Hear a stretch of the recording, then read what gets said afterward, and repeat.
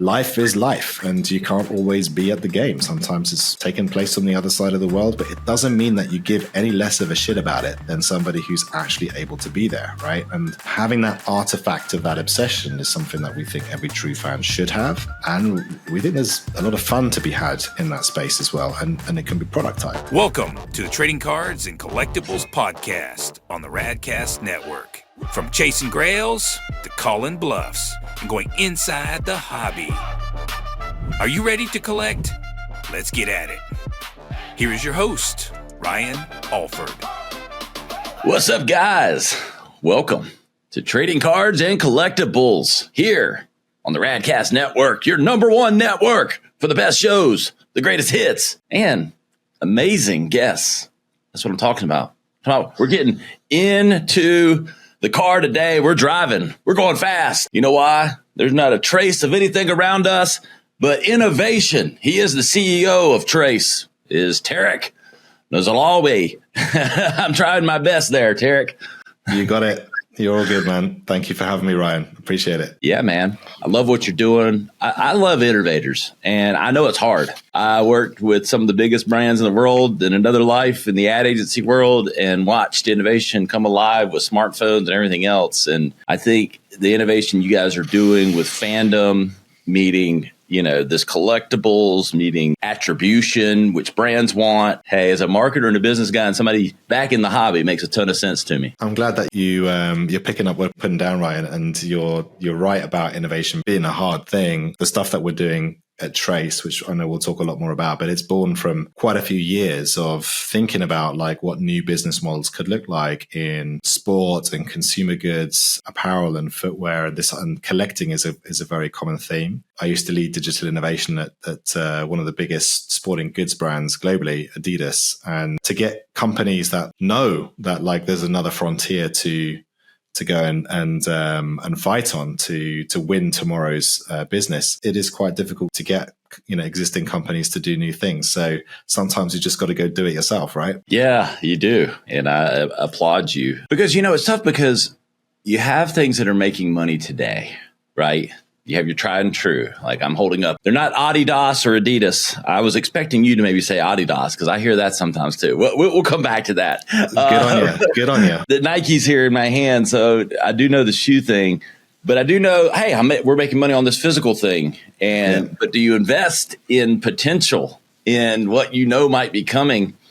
And I think that's probably the hardest thing for companies. I'm sure you've dealt with that at Adidas and now doing your own thing, and we're going to talk more, get to the nuts and bolts of Trace, but just thinking, theoretically on like innovation and stuff, and if someone reads it, it has half a brain, we'll go, that concept makes sense. Yeah. But are consumers buying it, absorbing it, doing it to the level today that that they will? That's always the challenge, right? Yeah. I mean, you can be right in theory, but if you're wrong with your timing, you're just wrong. I think it was like a Bill Gates thing or something like that when he said, if you're early, you're wrong.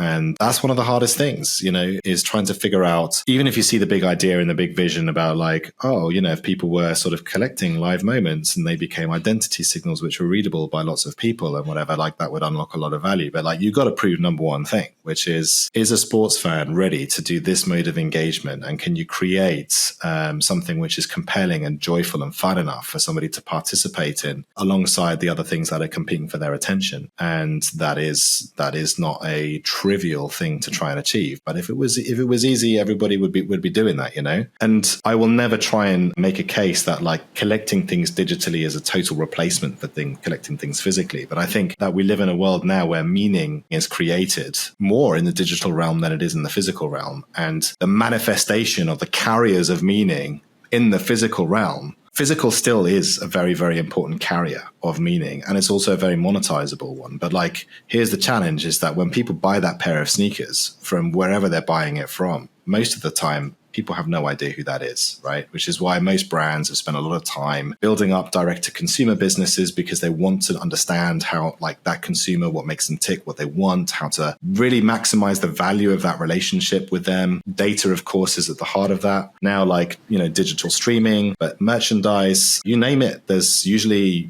somebody paying a check to the rights holder to take over those rights and say, we'll take it from here. We'll do product and distribution, consumer relationship management, etc., so that you guys can just focus on like getting the best players and scoring the most points and putting on the best spectacle that you possibly can. And that's gradually changing, right? Which is where that role of digital in understanding who that fan is and where they're engaging, because most of them aren't anywhere near the arena, quite frankly, right? Most of us are consuming sports somewhere else. That's where the role of like the idea of like collecting things digitally in marriage with physical merchandise, I think that's where the opportunity really is going forward. So you'll never find me saying digital is a replacement for physical. Just go check out my sneaker collection and you'll see that.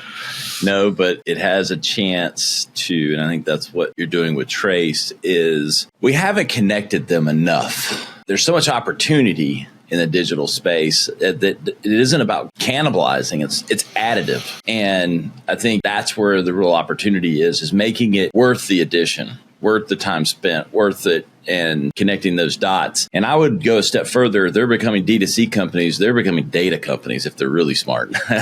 Yeah. For our audience, Tareq, simple terms, how does Trace work? Walk our audience through like nuts and bolts, what Trace does and how it connects like this physical and digital and, ultimately a fan engagement platform. Let's say you're a tennis fan and I'll talk to you about that, the journey effectively. You'll be like, the Shanghai Masters tournament is coming up, right? So you'll be checking now like who's playing, who's not playing. And then, the tournament starts and you'll be seeing how people progress and you'll be checking the scores of, which match, etc., until you start to get to the pointy and maybe you'll be backing your athlete, etc. These are the things that a fan will be thinking about as a major tournament like the Masters 1000s in Shanghai is happening. So where does Trace fit into that journey? Well, we're in partnership right now with the ATP Tour. So if you're on any ATP touch point, you'll start to see like, oh, you can now come back your player and collect this match. So you'll hit the banner and you'll come to the Trace platform, and in the Trace platform will be like, here's all of the calendar of events. Who are you backing for which of these matches which are coming up? And you'll pick your players. And what will happen is we will take all of that information and we'll say, all right, you picked this match and you're backing that player. And then what we do is we take actual data from the match and all of the data that all of these fans have put in about like who are they backing, and fuse that together into one collectible for that match, right? And so now there'll be a record of what happened, who you backed, who everybody else backed, and we'll make that look super cool. But the whole idea here is that as I'm going through that experience, that everything that I'm recording is now compounding over time. And so my ID as a tennis fan, if you like, is growing, and I'm constantly leveling up as in terms of like the proof of how much I really care about the sport. It's really bottling up that experience of that moment. And because, our memories are fleeting. We remember, hey, I watched that, but I don't have any hard drive that keeps that necessarily. Maybe I DVR'd it or something, but this was a record of and bottling up that moment for me for not only memory, but for collection. Yeah. And that was my takeaway. Honestly, mate, you should just do all my pitches instead of me. It really is that, right? Like I'm gonna put something on my screen here just to sort of like give you an idea of what it is. And like I said, I can send you some more things like this afterwards. But you just described like, I'm going to show you the graphic of what I got on this poster behind me. F1 is kind of that art and science mix, right? I mean, in other sports, you take other approaches with more like player names and image and likeness and whatever, right? This is the story of an F1 race. So if anybody watched this race, they'd be like, oh, that's the Abu Dhabi track. Right? I know it. I know these corners. And they'll be like, oh, here's every single lap. And here's where Mercedes were going to win P2 in the championship. And here's where Ferrari was. And here's where Alonso pipped Lando for P4 in the championship. Like all of these tiny little moments that like it manifests in something which looks kind of like a piece of, data viz meets digital art that is provably scarce, right? Because after that event is done, you cannot, we don't make any more of them. You cannot just like right click and save them. They're all blockchain-based, provably scarce assets. Either you have it or you don't. Either you were there for it or you weren't. And we think about this thing as like, as immediate memory recall, of what happened in that event. And even if I just want to like, whatever, stick it on my wall or have it in my card collection, there's something, you know, visually arresting about it as well, which is ultimately collectible in its own right. Yes.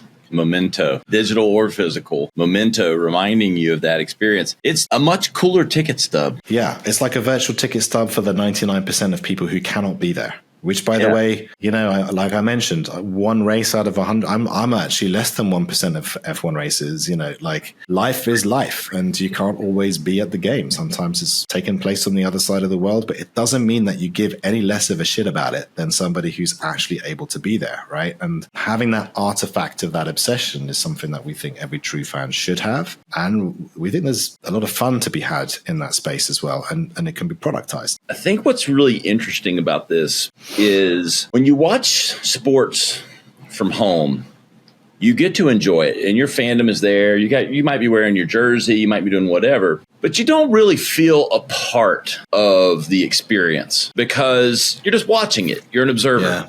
And you don't necessarily, you might say, hey, I watched that to your buddy or whatever, but it doesn't quite have the cachet of, oh, I was there, man. I was on the 40-yard line, you know, whatever it might be. You know, what this does is it documents your fandom. And I come back to these moments that happen during something, especially when it's something iconic and you watched it and, oh man, I was there for that. I was at the game. But nobody goes, yeah, I watched it on TV. Like that's somehow some cachet. But you know what? If you've collected a moment and have a collectible, digital or physical showcase of that moment, you're suddenly in the game, like you are when you're there. And that's a really interesting thing here that is the innovation. I think you're bang on. Being a fan has to be something which is more participative than just one-way consumption of the content. And we are actually this is why in Shanghai, for the first time, we'll actually be fusing your participation in the thing and who you're backing into the actual generation of this virtual ticket stub that we call a trace, right? Yep. And so you see yourself on that, along with the community of fans who are part of it. And that's because that's reality, dude, right? Like the sport is nothing without the fans. It's not just about the action on court. It's about who was all here for it. I mean, teams and brands should know who these fans are and take care of them. And not just to get their data to market to them. Yeah, it all feeds one another. When you give an experience or a memento or you take care of them, they're going to stay sticky. You know, it's like these are fans, but they're customers, and you know you got to treat them as such. And if you want lifetime value, if you want them to stay fans, then you're constantly evolving and improving that fan experience. And this is kind of that natural evolution. But here's your challenge, Tareq, and you know this, like friction removal.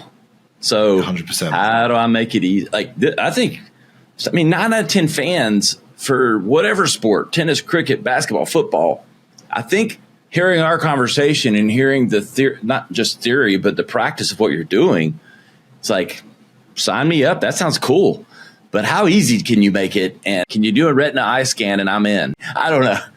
We're not quite there yet. But you know what I'm saying? I think that's what it is. It's like I flip on the game. How do I not fumble around with a login and my password that I can't find and an app that doesn't want to load, and I'm trying to do this, but I don't know, I just want to watch the game. I'm like, it's how do you remove friction or key? That's the key, probably to something like this. Yeah. Well, I mean, certainly it is. And the biggest friction is confusion, by the way, right? So like, even if it's like, you know, biometric login and, you know, it's super easy from a sort of an app perspective, which people are used to doing, like used to having like 3-4 apps open during a sporting event and whatever. It's still a new behavior, right? To be like back and play, collect a match. And like, so that the most important thing is to think about like just through this journey, the basics of user experience design and what messages matter more at what moments.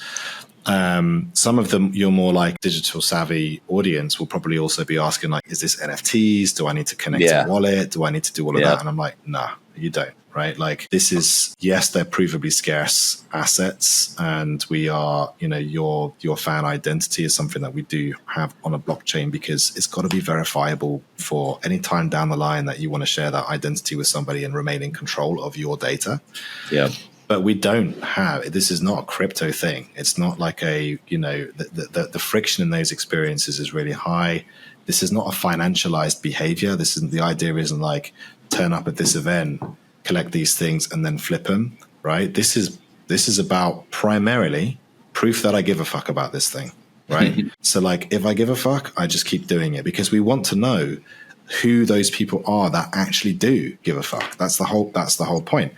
The 800 punches that happen in a boxing match, sure, make those tradable, right? Make that, like, as an engaged fan, I get sort of some privileged access to things that may have more cultural meaning or more value. And like, of course, I want the marketplace for those things. But that marketplace is there for those people who are like bona fide fans, right? And the reason we do that is because that's the signal that we are trying to celebrate and create. It's that obsession that the sports team wants to know about. Right? Like, who are the people that actually really we owe our cultural capital to? And how do I, not just by giving a little, also get a lot more back from that fan? But that's also who sponsors want to know as well. Like, who am I really in front of, right? If by association with this sports team or this sports league, which fans and what can I learn about them? And can I even acquire them into my own ecosystem as a brand? Who are they? And that's where the identity signal of like, I genuinely give a shit about this thing, the basic premise of it.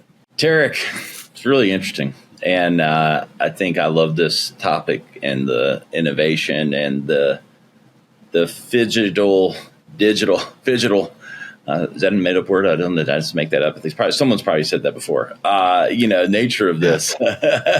It's really cool, man. And I think you've got all the opportunity in the world. You just got to connect all the dots, baby. 100%.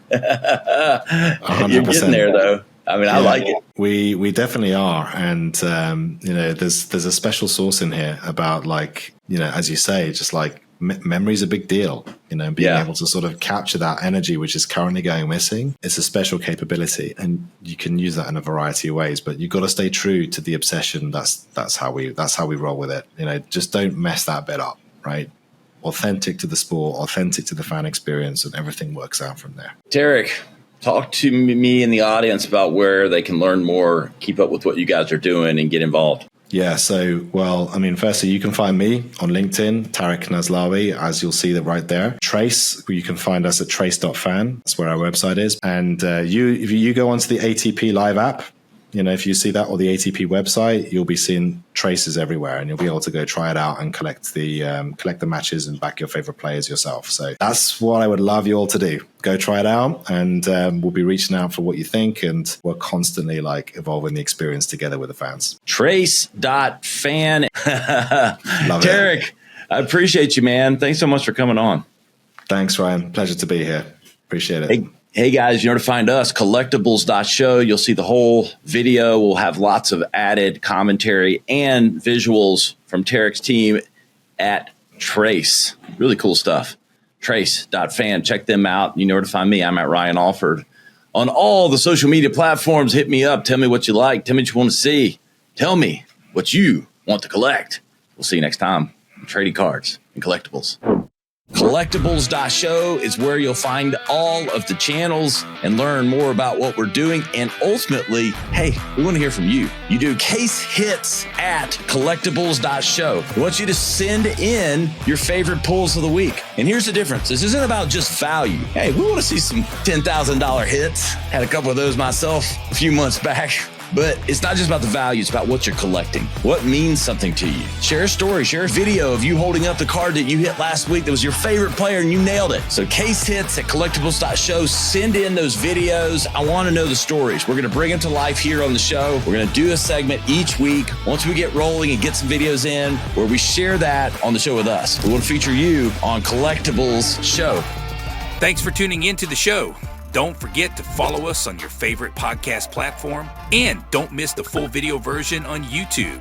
You can find us at www.collectibles.show or follow Ryan on Instagram at Ryan Alford. Now get out there and collect yours.